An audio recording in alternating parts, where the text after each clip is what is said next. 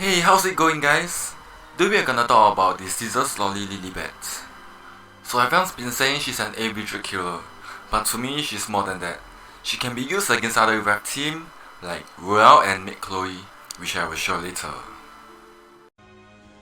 So, her S1 Slice strikes and slices the enemy with a 35% chance to make them unable to be buffed for 2 turns. In my opinion, it's nothing really special.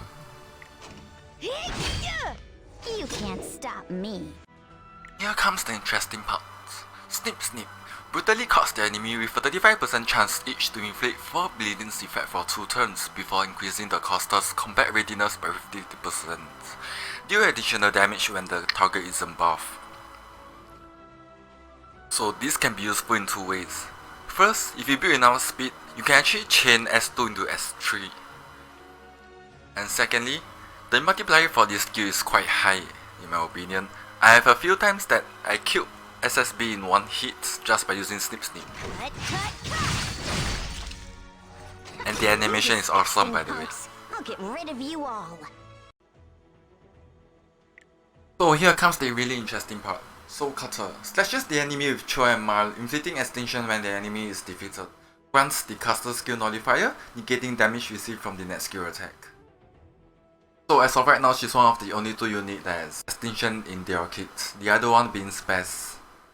Units killed by extinction cannot be revived in any shape or form. A newly buffed skill nullifier is quite useful in some situations. Just one cut through your soul. You disgusting punks. I'll get rid of you all. Alright, for my build I gave her 3.3k attack, decent speed, 100% crit chance, and decent crit damage. I gave her Tonfa instead of off key, and I explain why later. As for her builds, I recommend attack or destruction main sets and crit offsets. Can go crit damage percent necklace, attack percent ring, and attack percent boots. Personally, I like speed boots, credit to Blazers. With speed boots, you can cycle S2 to S3 in case of tanky opponents. And in Guild Wars or RTA, you don't have to rely on the CR pusher like A-Lots. Okay, for her artifact, I recommend Portrait of Saviors or Tonfa, and I explain why now. For EE, Soul Tailor. Soul Cutter increase hit chance by 20% when using Soul Cutter. Why is this good? Because you won't get screwed by MLDB A-Visual, which I'm sure a lot of you has experienced it. And because of this, you don't have to equip off-key like in the past, and you can now focus on damage increasing artifacts. Critical hit chance is always good because this helps you to hit the 100% crit chance easier, and you can focus on attack or crit damage substats instead. As for her Mola investment, I will highly recommend you to max S3 first. I think S3 is really important because if you S3 and you fail to kill, most of the time you're gonna have a bad time. After maxing S3, I will recommend maxing S2, and if you really want it, you can max S1. Should you pull for her? I might be biased here because she's one of my most wanted unit, but hear me out. She might not be a top tier unit like A-Visual or SSB even after her buff, but she's good at what she does, and that is to shut down revival comms. So, if you have the extra Skystones for series, a PvP player, don't have Spaz, or if she's your waifu, you definitely should pull for her. After this, I'm gonna showcase how I use her in PvP. Thanks for watching, guys. PDM signing out, and as always, good luck with your pulls. Let's advance.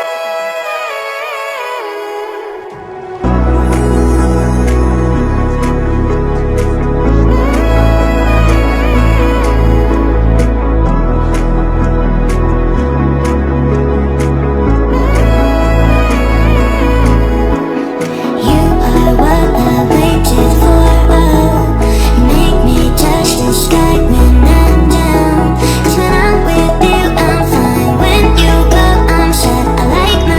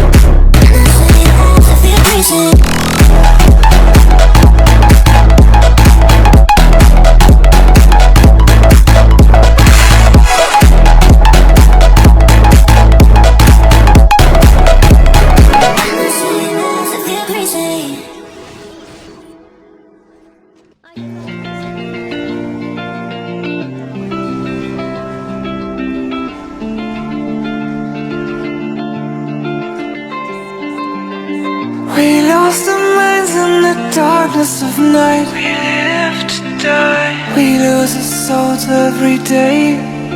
We lost our minds. We don't remember what's wrong and what's right. The world is dead but we stay. 'Cause we are born as live and fight.